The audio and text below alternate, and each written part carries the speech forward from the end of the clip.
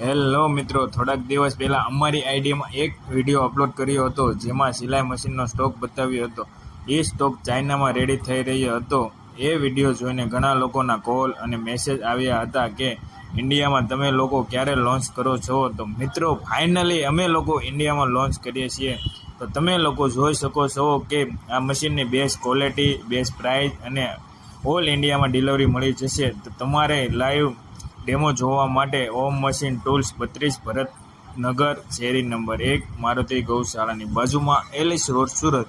Mobile number છે 9426402004.